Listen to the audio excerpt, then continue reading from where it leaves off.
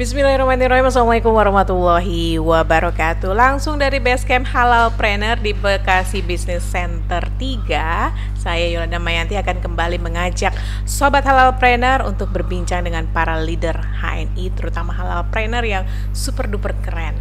Nah, jangan lupa ya, subscribe, komen, like, dan share-nya ya, biar banyak orang bisa terinspirasi dengan cerita-cerita para leader Halalpreneur. Kali ini saya sudah bersama Pak Badrul Munir ya. Pak Badrul Munir ini penguasa Tambun. Saya sapa dulu beliau. Assalamualaikum Pak Munir. Waalaikumsalam warahmatullahi wabarakatuh. Apa kabar? Alhamdulillah, luar biasa. Harus baik. Allahu Akbar. Oh. Pokoknya tamu saya kalau ditanya begitu jawabnya begini, berarti HNI sejati. HNI banget ya. Iya, Pak Badrul Munir ini penguasa Tambun, betul ya? Betul ya? Betul. Tambunnya mana, Pak?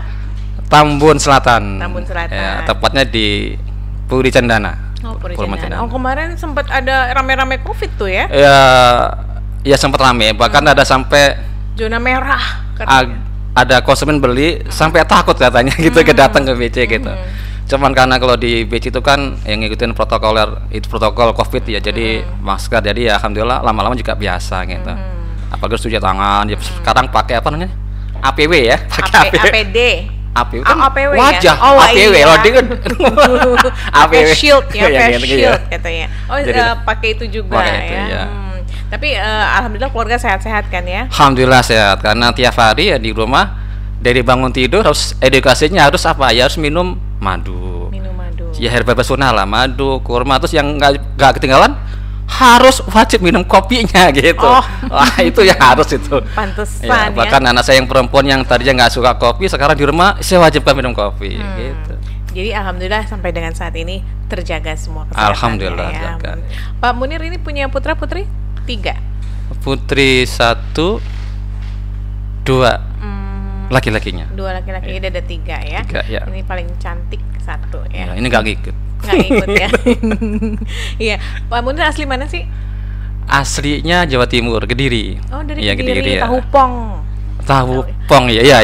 Sama itu Kampung Inggris. Wah, itu Kampung Inggris dekat sama SMA saya. Oh. Jadi SMA saya belakangnya Kampung Inggris. Bahkan dulu saya sempat waktu kelas 3 SMA sempat kos di sekitar SMA, terus saya ngikut di Kampung Inggris itu. Berapa lama karena persiapan untuk ujian sama masuk perguruan tinggi negeri. Berarti udah lama itu Kampung Inggris itu ya? Udah lama, tapi di sana biasa-biasa aja. Saya taunya terkenal waktu saya tinggal di sini.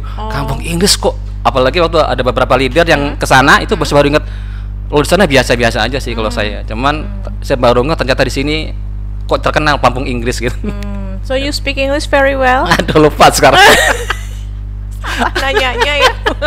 Padahal dulu waktu dari situ kan ke Denpasar ya, itu ikut ya sama seperti ikut bahasa Inggris juga sih.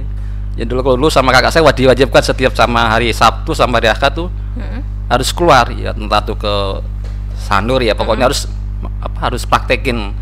Tapi namanya kalau skill tuh kalau nggak dijalanin kan begitu ke sini lupa. Akhirnya udah belas sama sekali nggak ingat. Apalagi bahasa ya, kalau nggak dipergunakan udah lupa sama sekali. Kirain dulu Sabtu Ahad tuh adalah English Day, jadi harus have to speak English. Tapi kalau di Kampung Inggris wajib itu ngomongnya, mau naik apa beca atau naik angkot terus ngomongnya bahasa Inggris di sana.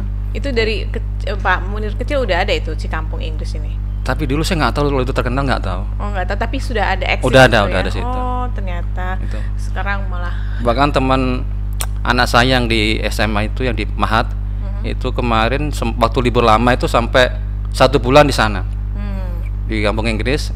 Itu jadi 1 bulan. Waktu kan pernah liburan panjang itu, 1 bulan di sana. Teman anak saya itu. Sampai 1 bulan. Iya. Nah, ini berarti Pak Munir menghabiskan masa kecilnya sampai dengan SMA ya di Kediri. Iya, di Kediri sama-sama. Setelah itu merantau ke Denpasar. Ke Denpasar. Iya, Denpasar. Ketemu bule enggak? Ketemu ya. Kalau boleh ya setiap Sabtu sama hari Ahad saya pasti keluar karena kan meraktekin itu ya, praktekin. Ke Denpasar ngapain, Pak? Ya, kuliah di sana kuliahnya. Kuliah. Di Udayana. Oh, di Udayana. Jurusan? Keuangan. Itu ada korelasinya ketika nanti Pak ceritanya setelah few moment later ya. Itu kerja di sebuah bank. Di bank, saya di bank. Itu setelah dari Bali langsung ke Jakarta. Jadi waktu dari Bali itu saya dulu ngelamar kerjaannya dari sana di Denpasar. Terus dapat panggilan, terus tes. Ya ternyata alhamdulillah diterima. Jadi terus menetap di Jakarta gitu. Itu langsung diterimanya di Jakarta atau di Bali? Jakarta. Alhamdulillah Jakarta. Dulu tempat kerjanya langsung Jakarta ya. Jakarta. Langsung di bank yang tadi saya maksud itu. Ya, bank itu ya. Berarti itu dari awal kerja. Akhirnya resign itu di bank itu. Luar biasa, udah lama juga saya di situ. Berapa tahun tuh, Pak? Lama banget ya. Mungkin ada kayaknya di atas 20 tahun ada mungkin ya saya. 20 tahun. Di atas 20 tahun. Itu udah lama saya dari merintis dari ya masuk masuk kan masih nol ya dari bawah pokoknya nol lah itu ya. Alhamdulillah ya, karena saya kalau kerja itu kan nggak tanggung-tanggung. Bahkan saya dulu punya semacam kayak ikrar gitu ya. Saya bilangin kantor saya itu kan bank tuh ya. Itu tidak rugi terima saya sih gitu. Dalam hati saya gitu ya. Terus sekarang juga waktu dia ini. Jadi waktu pertama kali masuk saya langsung berikrar. Kantor saya itu bank tuh tidak rugi terima karyawan saya. Saya akan buktikan meskipun saya orang baru, saya akan buktikan saya akan berprestasi lebih baik dibandingkan orang-orang lama gitu. Maka saya begitu masuk, sebetulnya itu saya masuk itu langsung belajar ke senior ya 2 orang. Tapi alhamdulillah nggak lama dari itu saya justru ikut training sama 1 bulan. Dan setelah itu ternyata saya diangkat di posisi. Dan yang tadinya itu guru saya itu ternyata jadi staff saya. Staffnya gitu. Ya. Itu dulu di bank pencapaian paling tinggi itu sampai apa Pak levelnya? Ya saya pernah sempet kalau jabatan ya sempet kabak gitu. Kabak terus mau melanjut ke kepala layanan. Kepala. Karena saya terakhir kan di internal audit, jadi saya periksa operasional ya, jadi semua. Jadi langsung saya di bawah tanggung jawab pimpinan. Jadi kalau saya ada apa-apa ya langsung ke konsultasi ke pimpinan cabang gitu. Jadi udah lumayan lama dan levelnya. Ya saya udah muter-muter ya, jadi kabak operasional, kabak customer service, kabak back office, semua udah muter. Udah gitu. Muter ya. OB aja yang belum ya. Nah setelah itu baru ternyata ada sempat kan resign juga, tentu saya jadi panggil lagi masuk. Terus di situ saya milih saya mau masuk lagi kalau bukan di operasional, saya maunya di internal control, jadi audit lah kayak itu ya. Ternyata kebetulan ada tuh cabang yang membutuhkan staf atau karyawan orang lama dan dia harus kenal, dan ternyata alhamdulillah saya juga kenal sama pimpinan itu. Nah akhirnya saya diterima dan langsung saya posisi langsung mengganti kepala di situ, jadi di situ. Gitu. Berarti dulu pernah resign sebelumnya. Tapi dipanggil lagi. Itu tahun berapa Pak? Lupa saya. Udah lama banget ya. Saking lamanya ya. Berarti udah 20 tahunan lebih di bank. Iya. Kemudian resign tahun berapa Pak? Resign itu 2016. Waduh, samaan ya? Kita Pak. 16 ya? Saya juga 2016. Pas ingat saya Januari itu. Saya duluan Bapak. 2016. Itu kan kebiasaannya dari pagi. Biasanya kalau kerja kan ya dari pagi mulai melek mata terus sampai malam sampai rumah lagi karena rumah di Bekasi itu kan kebiasaannya beda. Kaget nggak adaptasinya gitu ketika waktu resign itu ya? Iya. Jadi post power syndrome kah atau apa gitu? Ya karena saya resign itu kan karena saya udah yakin dengan HNI ya gitu ya. Udah di HNI ya, waktu itu udah ya kan. Sebetulnya awalnya buka HNI cuman buat sampingan sebetulnya awalnya itu. Jadi saya ikut HNI itu diajak ya waktu itu kan saya inget banget awal gabung saya juga bukan karena di entrepreneur bukan ya. Emang awalnya karena saya sakit-sakitan sebetulnya itu. Awal gabungnya HNI bukan karena bisnisnya bukan. Jadi saya gabung tuh karena saya tiap hari itu minum obat. Saya tuh gitu. Setiap Jumat saya pasti ke dokter. Sakit apa Pak? Macam-macam tuh saya dulu. Hampir tiap sebulan sekali saya periksa darah, hampir tiap bulan sekali ya. Dan hampir rata-rata 3-4 bulan saya dirawat. Dan karena saya dulu di kantor memang punya ya, karena saya dapat VVIP ya kalau sekali. Jadi kalau masuk rumah sakit itu karena bahkan saya bilang dimanja saya kesehatan ya. Karena sakit dikit saya pasti ke dokter dan nggak mau saya dokter yang biasa, nggak mau. Bahkan kalau ke rumah sakit pun saya juga nggak mau rumah sakit yang biasa karena saya meskipun berapapun biayanya saya diganti. Bahkan saya kalau ke rumah sakit tuh sering nggak bawa pakaian, nggak. Jadi begitu banget kerja, badan nggak enak, ya langsung saya rumah sakit. Begitu sampai rumah sakit, saya minta ke rumah sakit, minta pakaian saya langsung gitu. Nah itu saya punya begitu fasilitasnya. Jadi makanya saya dimanja. Tapi yang uniknya begitu saya semakin banyak, kok saya makin kurang sehat ya badan gitu. Akhirnya saya dulu pulang kerja inget banget, masih naik bus berdiri pet-petan. Ingat ada talkshow di radio terbayar di Bekasi itu ya. Saya ingat waktu itu talkshow-nya siapa ya? Bunur nggak salah itu. Oh, Bunur gitu. Ternyata ada pelatihan tipe Nabawi. Saya mikir ya Allah ini pengobatan bagus banget tuh. Saya ngikut mabit 2 hari ya di asrama haji Bekasi, asrama Bekasi. Setelah itu baru saya tahu, oh ternyata kalau hidup sehat ngikutin sunnah Nabi cuman sebetulnya sederhana ya. Minum pakai apa? Pakai siwak, minum madu, minum zaitun, sederhana banget sebetulnya. Akhirnya saya pikir ya kenapa saya nggak seperti itu gitu. Akhirnya alhamdulillah setelah saya ambilkan pelan-pelan tuh yang tadi tiap hari minum obat saya kurangi dosisnya. Yang tadinya setiap sepekan sekali ke dokter, saya udah nggak ke dokter. Akhirnya sebulan sekali, lama-lama sama sekali nggak. Yang akhirnya alhamdulillah belas. Bahkan anak saya ketiga itu, tiga-tiganya itu yang pertama saya baru kenal ANI. Belum yakin ANI, masih banyak kan kimia. Yang anak kedua saya udah mulai yakin ANI, separuh kimia sama herba. Yang ketiga itu yang luar biasa, saya full herba. Dari istri saya mengandung sampai itu melahirkan tuh nggak sama sekali herba saya ANI, alhamdulillah ANI. Tapi waktu diajak bisnis saya nggak mau saya, karena saya mikir saya cuma kasih alasan, Pak enak ini Pak, nanti kan kalau training bisa di hotel misalkan gitu ya. Saya tahu lah waktu sama ajakan mentor saya, kenapa? Lah saya tiap hari juga kalau saya training juga di hotel gitu. Jadi buat saya nggak masuk gitu. Terus Pak nanti kan enak dapat mobil misalkan gitu ya nanti. Saya di kantor dapat mobil saya gitu. Jadi saya nggak masuk ke situ. Misalkan nanti mungkin rumah, saya di kantor juga dapat rumah juga. Jadi saya tawaran duniawi itu saya nggak masuk. Apalagi dengan pendapatan ini ya bonusnya itu. Saat itu leader HNI kalau dengan gaji saya itu masih gedean saya. Maka saya masuk, lah itu masih gedean saya ngapain gitu kan? Nah itu saya belum masuk.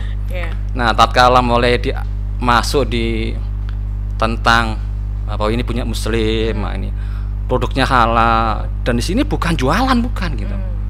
Ini adalah apa ya? Yang itu adalah ide besarnya itu saya mulai goyah itu. Bukan jual odolnya, bukan jual sabunnya, bukan samponya, bukan, tapi ide besarnya itu ya saya mulai goyah. Saya mikir kok bisa ya menawarkan odol untuk orang ngajak ijrah produk kok bisa punya penghasilan besar. Itu yang saya penasaran. Lama-lama karena saya modelnya itu nggak langsung yakin, akhirnya saya baca buku-buku tentang marketing plan ya, saya ngikutin seminar itu ya Ustadz Mawardi ya. Saya baru oh ternyata marketing plan-nya luar biasa nih, adil gitu kan. Dan punya sertifikat dasarnya MUI. Nah, itu ya saya akhirnya makin kuat. Lama-lama saya jadi fokusnya jadi yang dulunya saya kerja itu sambil. Akhirnya saya kerja itu sambilan jadinya. Tapi kerjanya sambilan sekarang, dulu mah enggak ya. Jadi dulunya ini sambilan gitu ya. Core-nya ya. Tapi itu tahu akhirnya jadi sambilan. Nah, di situ karena saya mikir toh juga bisa dikerjakan meskipun saya kerja, Hain juga bisa. Dan yang dulu saya bikin kaget saat saya mikir, saya kan cuman fokus ya, ini kan cuman Sabtu atau Ahad, itu pun kalau nggak ada kegiatan di toko atau ngantar urusan keluarga, paling cuman seminggu itu sekitar 2-4 jam. Tapi begitu saya kaget, loh kok dapat bonus itu ya. Dan kalau saya hitung per jam, misalkan gitu, lumayan juga nih. Dengan saya kerja berangkat habis sholat subuh, pulangnya ke rumah kira-kira mungkin jam 8, mungkin jam 9 gitu ya. Misalkan saya gaji segitu gede, tapi kalau saya bagi per jamnya dengan effort yang saya keluarkan, itu menurut saya loh enak ini gitu. Berapa dulu emangnya? Wah, apanya nih? Bonusnya sampai akhirnya Bapak mikir kalau pada itu saat hitung-hitungannya per jam tuh jauh banget. Saya pokoknya ya maksud saya dalam saat ini kan kalau 1 per jamnya itu dengan saya punya gaji misalkan, saya itu juga per jam dengan effort yang saya keluarkan, ya enak mana HNI gitu, kayak gitu. Di HNI gitu cuma ya. 2 jam sehari gitu ya. ya. Itu saya kan nggak 2 jam, cuma sepekan sekali, karena masih sibuk gitu, masih sibuk saya masih nggak urus, jadi masih sambilan lah saya di HNI.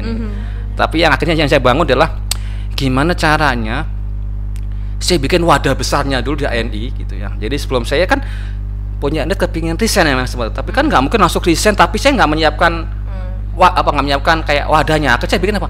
Saya harus punya wadah besar di HNI sebelum saya resign gitu. Saya siapkan wadahnya dulu. Akhirnya apa yang saya kerjakan, karena kalau kita paradigma susah kan pangkat terus tinggi. Yang saya kerja adalah pangkatnya dulu gitu. Saya kejar saya ambil embernya dulu, jadi ember besar dulu. Ember besar. Nah, nanti kalau embernya besar, nah sekarang tinggal nuangin aja airnya gitu kan gitu. Nah, akhirnya apa? Embernya sebesarkan dulu, karena kalau embernya kecil, ya kalau banyak kan blueber gitu. Nah, akhirnya saya bangun ember dulu, baru gimana caranya ember ini bisa nampung air banyak. Akhirnya apa? Pastiin tiap ember ada keran-kerannya gitu. Saya bikin keran harus banyak masuk di ember ini.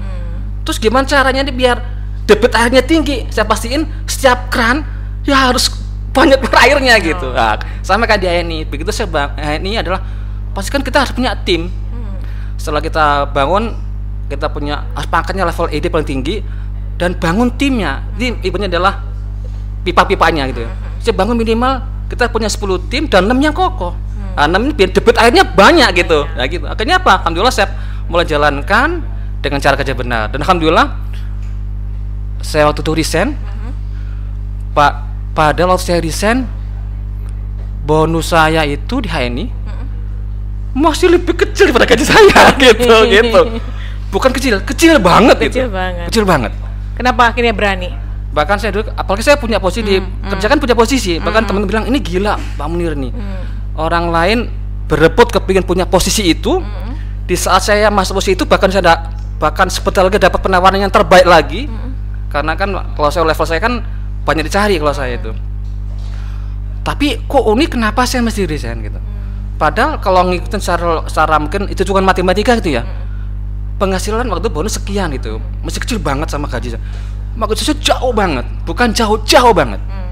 Tapi karena saya punya keyakinan bahwa ini cara kerja benar, saya udah tahu nih. Dan cara kerjanya pun juga mudah gitu ya.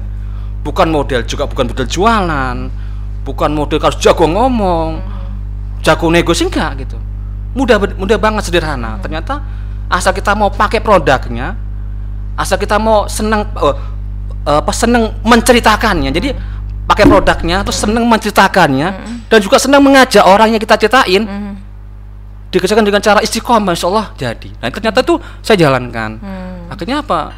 Jadi cuman ya itu saya mesti sama keluarga, saya ada komitmen sama keluarga. Saya bilang sama istri saya, setelah saya resign, saya bilang selama 6 bulan jangan mikirin dengan bonus HNI-nya, karena nggak bakal cukup gitu Pak Tujuan. Jadi selama 6 bulan ini kita hidup personal sadari gitu ya? Itu dari saya dapat dari kerjaan gitu. Saya bilang ke saya gitu, jangan mikirkan dari HNI-nya, karena apa? Itu masih jauh banget, gitu, jauh banget. Tapi karena saya yakin itu ya, subhanallah ternyata setelah saya resign itu, justru setelah saya resign kan saya karena sudah punya wadah besar ya, jadi udah jadi apa? Pas saya resign, jadi LED. Oh, dari pas saya resign itu ya. Pada waktu sebelum resign saya ikut training SBP. Waktu itu kan suruh bikin apa dulu ya namanya? IKOP. Jadi kalau misalkan nggak jadi LED tahun berapa, kapan? Kalau nggak jadi LED apa IKOP-nya, apa hukumannya itu kan? Waktu saya bikin IKOP-nya apa? Hukumnya adalah kalau saya nggak jadi LED, saya tidak akan kalau pulang kerja tidak akan pulang sebelum saya VCA atau sharing gitu. Tapi sama waktu kan ikut Pak Rofik ya, sama Pak Rofik itu saya nggak diterima alasan itu. Kenapa? Kalau misalkan alasan cuman nggak pulang ke rumah harus BCA atau sharing, itu mah keharusan seorang agen HNI kalau mau sukses. Bukan itu IKOP-nya hukumannya. Harus yang kalau aku waktu itu ke training SBB itu saya ditendang meja saya sama Pak Rofik. Itulah yang jadi saya sampai sekarang saya ingat banget itu masa apa detik-detik waktu waktu deketin meja saya kan kalau training selalu di depan karena saya yakin banget kalau paling depan insyaallah mungkin kan dekat sama trainer mungkin dapat kecepatan keberkahan ilmunya gitu ya. Itu di depan itu deketin Pak Rofik pelan-pelan saya kaget juga ini Pak Rofik kenapa deketin. Ternyata meja saya udah tendang. Ya langsung bikin saya jadi langsung kayak buyar saya itu. Akhirnya apa? Akhirnya saya punya keyakinan pakai saya ikut sama. Berarti kalau saya nggak jadi LED saya harus resign di perusahaan. Itu ditentang gara-gara jawaban Pak Munir tadi. Gitu. Saya harus resign di perusahaan. Begitu saya pulang, saya ingat waktu kan tadi sama Pak Mungson ya. Pak Munir nggak asal Pak Munir gitu. Enggak sih gitu. Gitu. Padahal waktu kan bulan apa? Bulan November saya. Padahal Januari kan hitungannya kan November, Desember ya. Januari itu berarti kan penentuan LED atau enggaknya itu ya. Saya putusin itu dan saya mengajukan perusahaan itu bulan November saya udah sounding mau resign. Saya nggak nyaman waktu itu saya bikin. Akhirnya begitu saya resign, saya ajukan di Desember, resign, saya ternyata alhamdulillah Allah berikan keberkahan di Januari saya kangen di LED gitu. Jadi pas itu saya udah nggak kerja. Pas dapat LED. Gitu. Akhirnya saya buktikan. Sekarang saya sudah besar gitu kan. Saya mesti punya kantor nih. Saya kan biasa kalau di kantor kan bikin ngatur-ngatur orang gitu ya. Gimana caranya sih bisa ngatur orang juga gitu kan? Akhirnya pas saya bikin BC itu ya, bikin BC, uang dari itu BC. Akhirnya saya langsung bilang sama istri saya, udah sekarang kita fokus aja tahun pertama ini kita fokus, jangan bikin bonus, tapi kita pakai aja yang dari kerjaan dulu.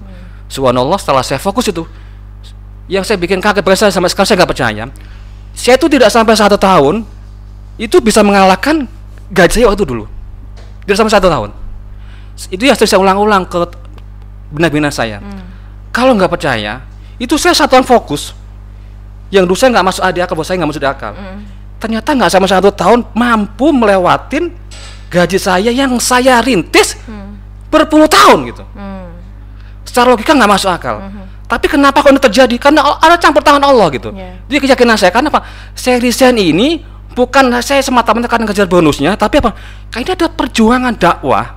Karena kalau saya keluar dari perusahaan itu, karena saya mikir tentang gajinya, bonusnya, saya yakin saya nggak bakalan keluar dari ini, dari perusahaan. Kenapa?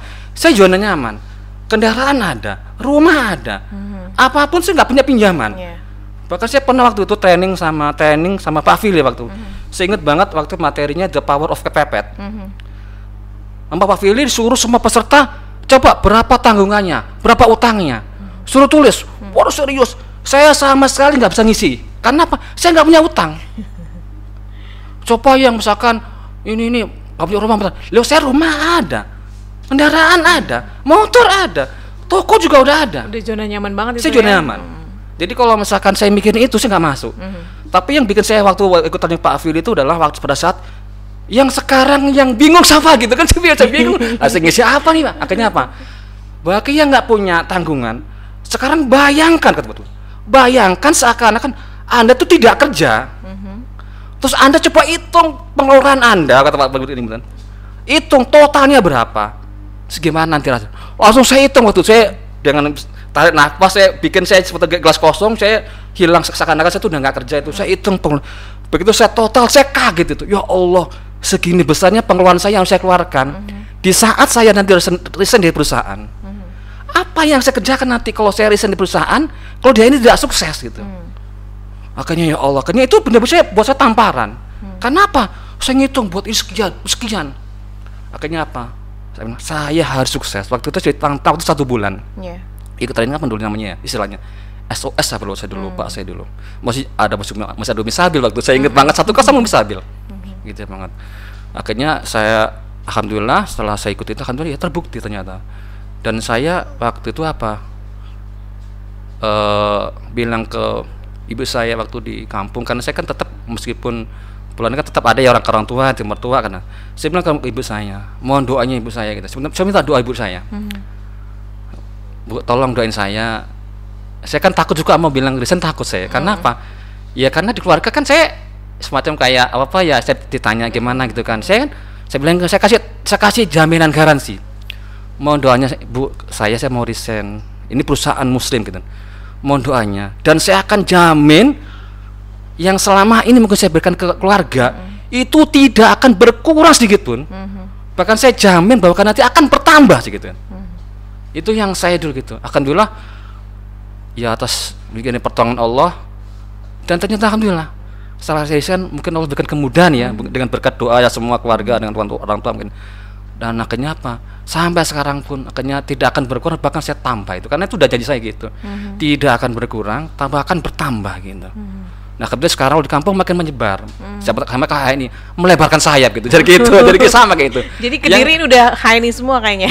Untuk saya belum bisa menguasai. Belum masa saya artinya kewajiban saya terhadap di kampung keluarga itu udah mulai melebarkan sayap gitu. Mungkin dulunya fokus ke ini tapi sekarang udah mulai melebarkan. Karena apa? Saya kepingin hasil saya dari HNI juga saya juga dinikmatin sama di kampung. Mau dari mungkin atau ada teman-teman saya yang buka pesantren, ada yang saya dulu pernah, saya kan dulu di kampung kan juga sempat jadi pesantren juga itu ya. Itu bahkan seangkatan saya udah jadi kiainya gitu. Saya kaget saya tuh diundang gitu kan, mau bikin mau apa bebasin tanah itu kan. Saya diundang, akhirnya saya dan itu teman sekelas saya. Waktu madrasah. Dan itu saya udah akhirnya saya kepingin keluarga. Tapi ini itulah namanya dakwah kan tidak semudah, meskipun udah kelihatan saya udah gitu, tapi ya ternyata tidak semudah apa yang saya bayangkan. Tapi tetap ada juga sih, udah mulai ponakan, udah mulai. Jadi itu sih. Jadi bentar lagi itu kiai temennya harusnya diinin juga tuh. Nah ini Pak Munir itu udah lama banget ya di bank ya.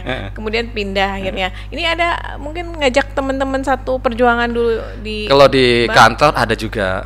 Bahkan saya biasanya kan mulai yang dari OB itu ya, jadi iklan itu banyak. Apalagi kemarin itu ada yang sampai, apalagi di kantor kan rata-rata gini ya teman-teman. Ini pengalaman. Ayo bisnis yuk. Rata-rata jawabannya pasti, aduh nggak punya uang, itu pasti gitu, itu banget gitu pasti. Ya sama seperti ini, aduh nggak punya uang, itu kalau orang OB ya, gitu ya, punya uang Pak Munir gitu, nggak punya waktu gitu ya. Saya kan kerja berangkat habis pagi pulang malam siapa gitu. Tapi kalau yang punya uang bingungnya gini, ada sih uangnya, tapi nanti siapa yang ngontrol gitu ya. Karena ada teman saya itu buka kayak warung atau nasi goreng, itu habis bangkrut. Bahkan ada yang punya gerobak buah itu, kata punya berapa gerobak itu juga ada gitu, sampainya gitu. Bahkan ada lagi kemarin teman saya juga ada tuh yang resign itu buka rumah makan, itu bilang sama saya dari tahun 2019 tidak ada pemasukan sama sekali. Gitu. Nah, ambil kalau saya ini kan alhamdulillah Pak. Ya kan waktu ke teman-teman saya ajak, ya cocok banget kan gitu. Modal murah gitu sama lagi itu ya. Modal murah. Bahkan ada yang bina, harga juga murah. Dan kita kan bukan jualan ini. Alhamdulillah saya kasih sama lah 7 model. Kita dari bisnis kan saya sawar. Akhirnya alhamdulillah ya banyak yang gabung banyak. Cuman yang kecantol jadi leader ya belum ya mungkin masih proses lagi. Masih proses, baik. Tapi kalau yang order ada juga yang order. Oh iya. Gitu. Ini kalau mitra-mitranya udah banyak ya, kayaknya udah Pak Munir semua nih. Nah mungkin pesan-pesan buat sobat halapreneur nih, yang tadinya sama kayak Pak Munir ada di zona nyaman, akhirnya berani keluar dari zona nyaman itu dan ternyata sukses juga. Bagaimana caranya dan mungkin pesan-pesannya biar hayu berani yuk. Jadi kalau saya pesan ke teman-teman, emang nggak mudah juga ngajak orang ya, apalagi zona nyaman ya. Jadi kalau masuknya mungkin dari sisi ekonomi belum tentu juga semua juga klik juga. Karena kalau zona nyaman susah. Apalagi misalkan punya ini kadang-kadang di kantor dia punya posisi dapat juga. Makanya kalau saya lebih senang apa? Iya dari sisi spiritual itu masuknya. Spiritual, oh ini punya muslim. Dan edukasikan bahwa kita ini yang kita jual bukan odol, bukan sabun, bukan sampo, bukan teman kopi, tapi ini ide besarnya. Apa ide besar kita adalah mengajak orang apa? Untuk hijrah lifestyle, hijrah gaya hidup, di mana yang tadi di rumah pakai produk yang itu, sekarang cuma memindahkan, belanjakanlah di alamat itu doang. Artinya apa? Gak ada budget baru untuk keluar biaya kan toh, mau hain atau enggak, tetap keluar uang untuk beli odol macam-macam. Nah sekarang dia ini itu cuma mindahkan aja yang tadi punya anggaran beli produk itu belanjakan ke halamat. Jadi tidak ada budget tambahan baru. Justru dengan kita pindahkan tambah dapat untung. Nah jadi saya pendekatan itu jangan tidak harus bisnis. Jadi mulailah kita ubah mindsetnya bahwa apa di HN itu hanya pakai produk saja, produk yang ada di rumah ini kita cuma ganti yang tadi belajarnya di mat-mat itu. Sekarang ganti mah di halamat. Pertanyaan apa bedanya mat sama halamat? Yo beda banget. Karena apa? Ini punya halal, punya muslim asli Indonesia. Dan kita punya sertifikat halal MUI-nya. Dan itu. Jadi itu kekuatan itu kekuatan. Dan setelah itu apa? Ajak mereka yang mungkin pertama yang nggak peduli produk halal akhirnya peduli. Lama-lama insya Allah kalau kita teruskan istiqomah dengan kita ceritakan ini, insya Allah ya jadilah gitu ini jadi. Yang penting yakin gitu. Kemudian buat teman-teman kalau misalnya mau sukses pasti kenapa? Harus paham benar apa? Ikutin mentornya, follow the leader, follow the mentor dan ikutin sistemnya. Jangan bikin sistem sendiri. Meskipun kita jago ya. Karena apa? Udah proven DAN itu. Kita ngikutin itu pasti jadi insyaallah. Baik. Gitu. Iya. Ya, gitu. Baik, terima kasih Pak Munir, nih menginspirasi sekali. Mudah-mudahan banyak orang yang tadinya di zona nyaman langsung bisa berpikir merubah mindsetnya ya. Terima kasih sekali lagi, sukses. Amin. Wassalamualaikum warahmatullahi wabarakatuh. Warahmatullahi wabarakatuh.